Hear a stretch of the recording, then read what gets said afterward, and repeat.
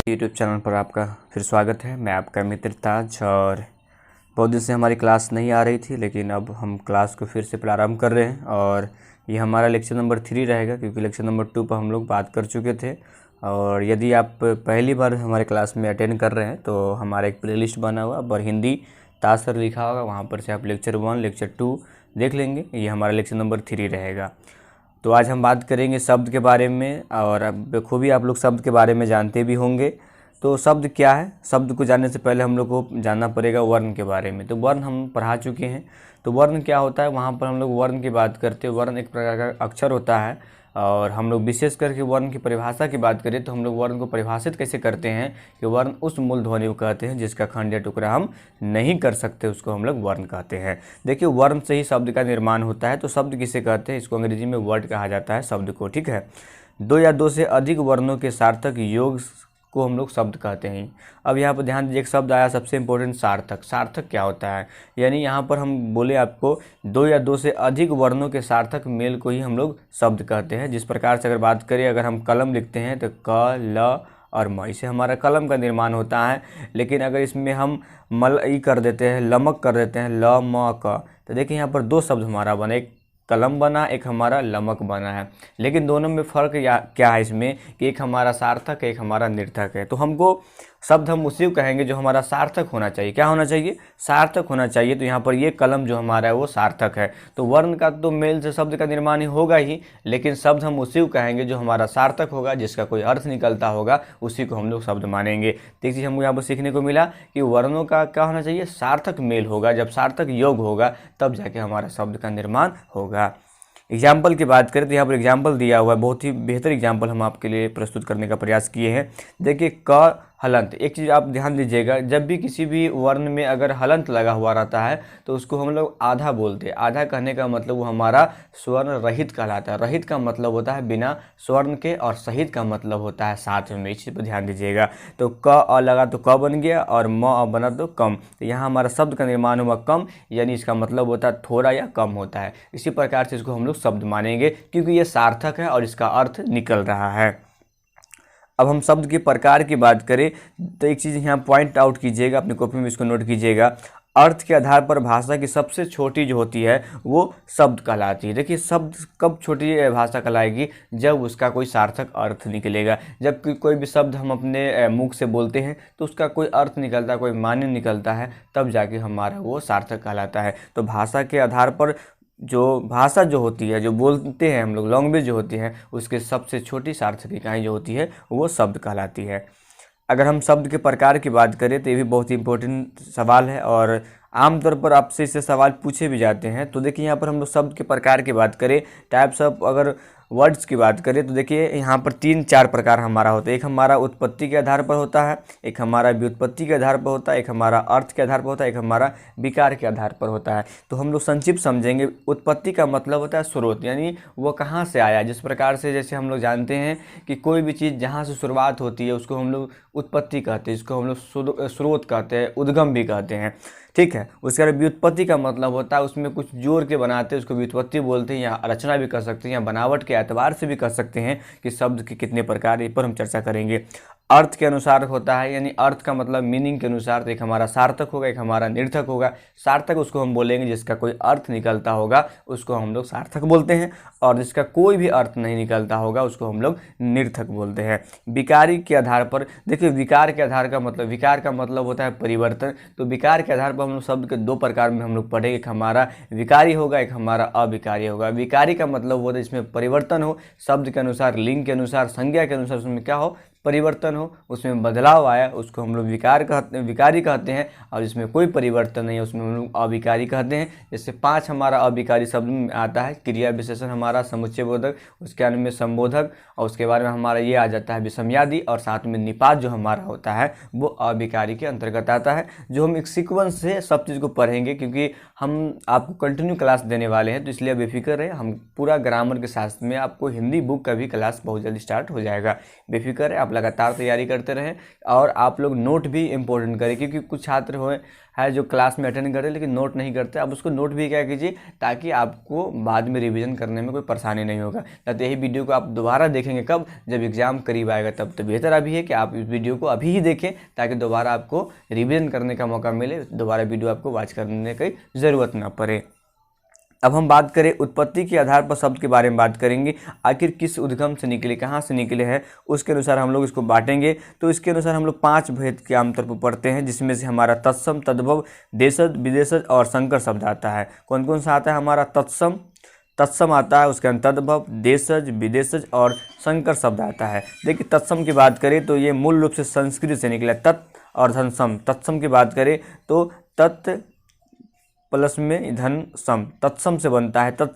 तत्सम का मतलब होता है वैसा मूल शब्द जो संस्कृत से लिए गए हैं। आमतौर पर इसका हिंदी में प्रयोग किया जाता है और बिना किसी परिवर्तन के लिए, मतलब इसमें हम कोई परिवर्तन नहीं करते बल्कि बिना परिवर्तन के लिए इसको हम लोग क्या करते हैं, हिंदी में प्रयोग करते हैं।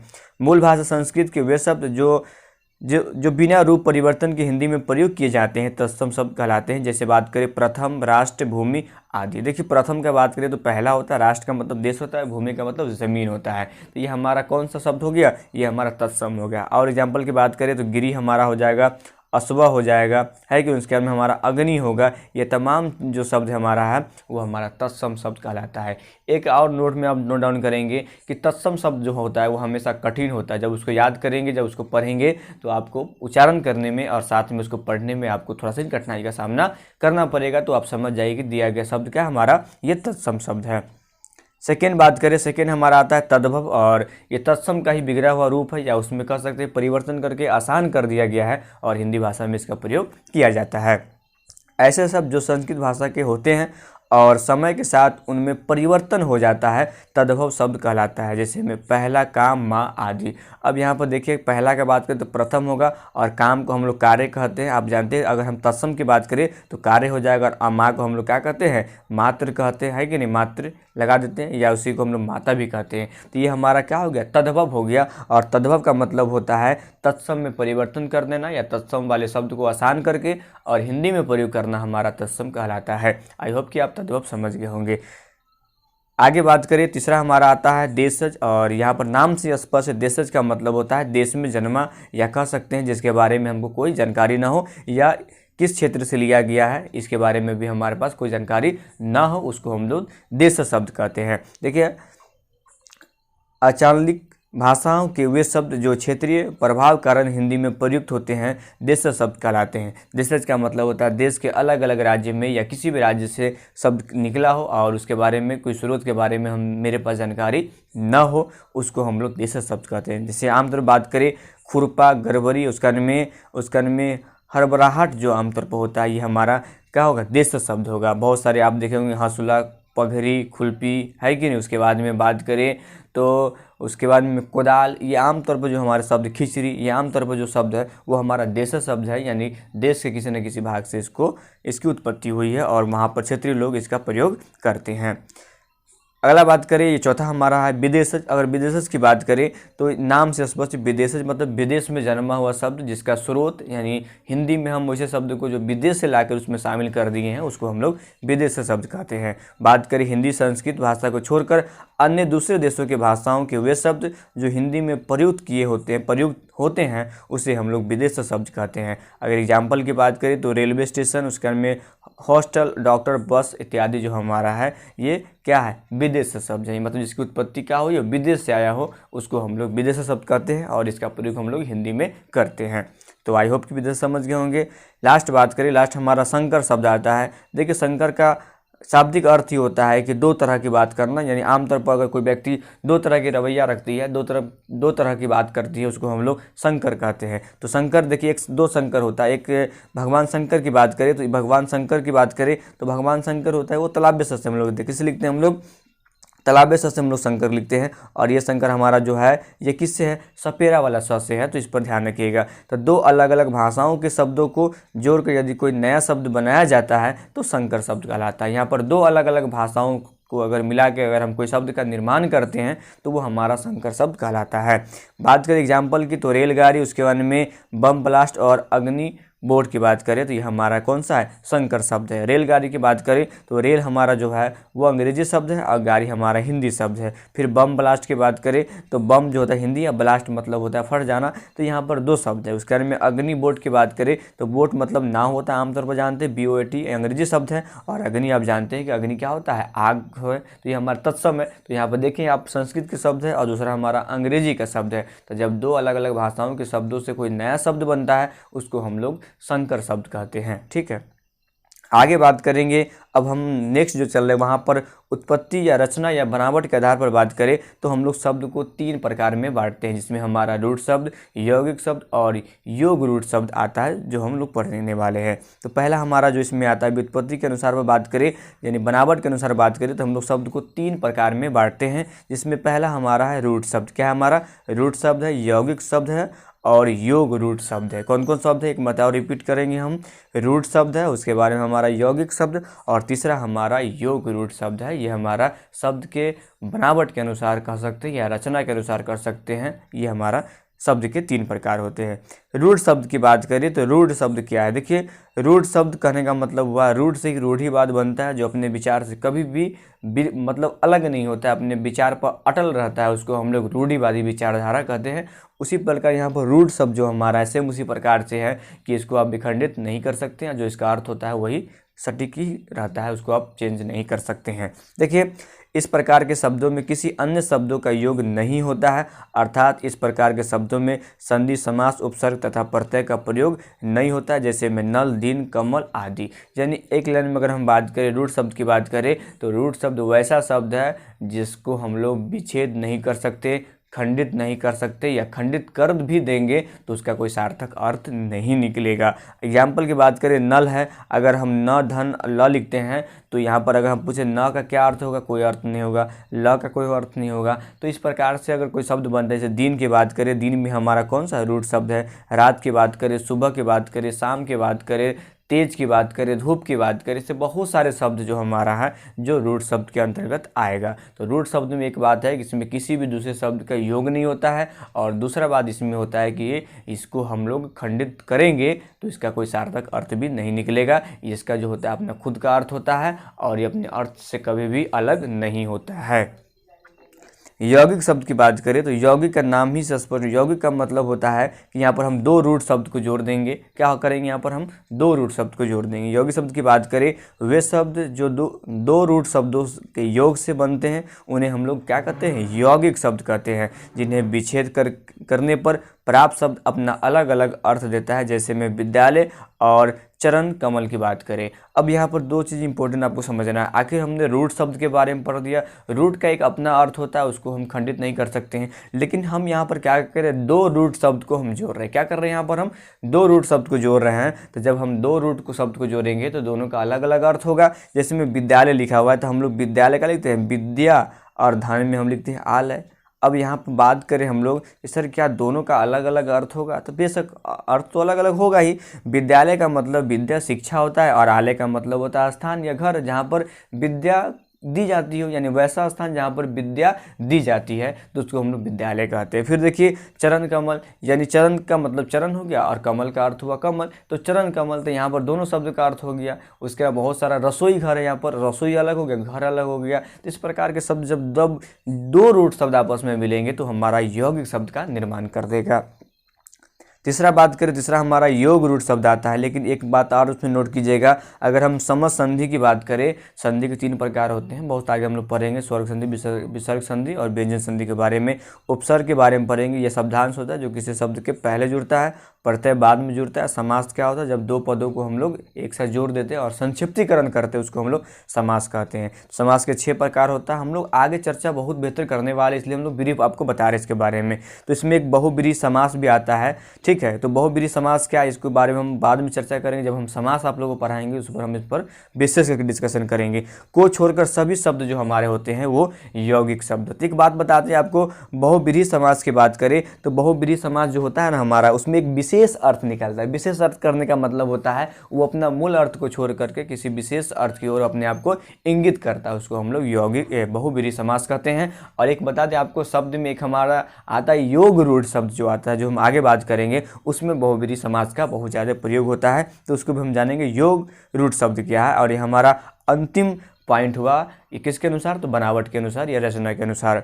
योग रूढ़ शब्द की बात करें तो वे शब्द है जो यौगिक शब्द की ही तरह बनते हैं, लेकिन उसका अपने अर्थ के साथ साथ एक तीसरा अर्थ और भी निकलता है, उसको हम लोग योग रूढ़ शब्द कहते हैं। योग रूढ़ शब्द हम उसको कहेंगे जो अपने अर्थ को छोड़कर एक विशेष अर्थ की ओर उसको बताए, उसको हम लोग योग रूढ़ शब्द कहते हैं। जैसे में दशानन हो गया, गजानन हो गया, पीताम्बर हो गया, उसके बाद में उसका निशाचर हो गया, ऐसा तमाम जो वर्ड है। आमतौर पर एक चीज़ आपको नोट्स में बता दें कि कोई भी हिंदू देवता की बात करें तो वहाँ पर हिंदू देवता के अधिकांशतः जो नाम होते हैं वो हमारा योग रूढ़ शब्द के अंतर्गत आते हैं। जब हम समास पढ़ेंगे तो वहाँ पर हम लोग बहुब्रीहि समास के अंतर्गत आते हैं। ये चीज़ को भी हम जब समास पढ़ाएंगे वहाँ पर भी आपको उसको ज़्यादा बेहतर क्लियर करेंगे। जैसे मैं गज धन आनंद की बात करें तो यहाँ पर देखिए, गज धन आनंद की बात करें तो शब्द हमारा गजानन बना, लेकिन गजानन हम किसको कहते हैं, भगवान गणेश जी को कहते हैं। क्यों कहते हैं, क्योंकि उसका जो आनंद, आनंद का मतलब मुख होता है, तो मुख उसका किस तरह से, गज मतलब हाथी की तरह है, तो ये हमारा विशेष अर्थ बता रहे, इसलिए हम उसको क्या कहेंगे,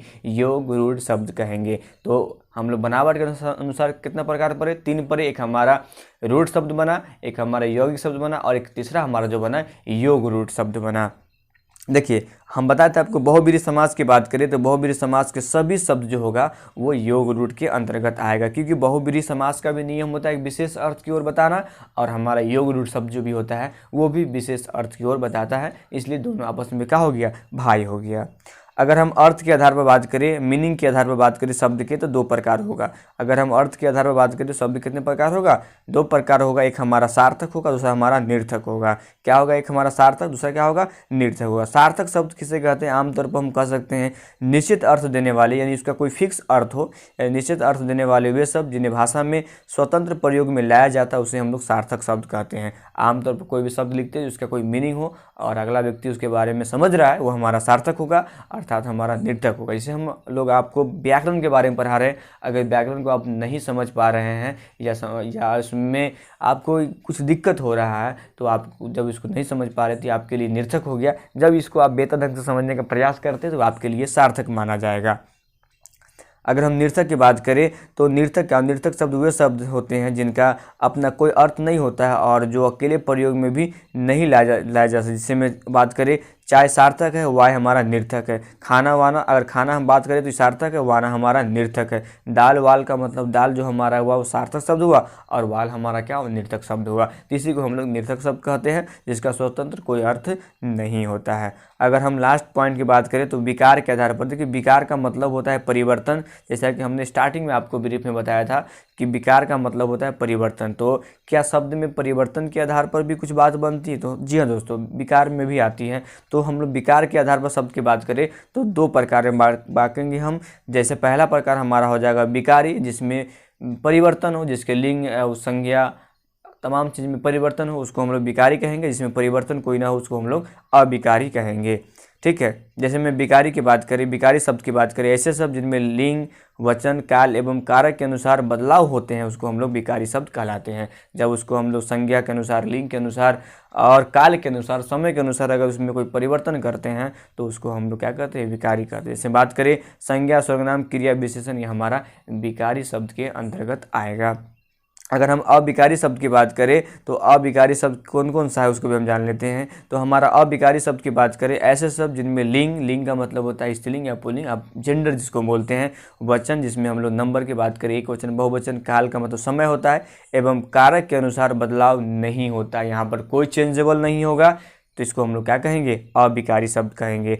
अविकारी शब्द कहलाते हैं। जैसे में क्रिया विशेषण की बात करें, संबंध बोधक की बात करें, समुच्चय बोधक और विषमयादि बोधक और निपात, बहुत इंपॉर्टेंट है निपात, इस सबको हम लोग क्या कहते हैं, अविकारी शब्द कहते हैं। तो आई होप कि आप लोग शब्द के बारे में बेहतर समझे होंगे। नेक्स्ट वीडियो में से आगे हम बात करेंगे। आप लोग धैर्य बनाए रखें, क्लास कंटिन्यू होगी और आप लोग पूरा सपोर्ट करें ताकि आपको और बेहतर कंटेंट देने का प्रयास करें। और बहुत जल्द ही हम आपको लाइव दिखेंगे ऑन बोर्ड पर। आप लोग लगातार बने रहें और आप लोग का जितना ज़्यादा सपोर्ट मिलेगा उतना ज़्यादा कंटेंट हम देने का प्रयास करेंगे। तब तक इतना ही, मुझे आज्ञा। जय हिंद, जय भारत।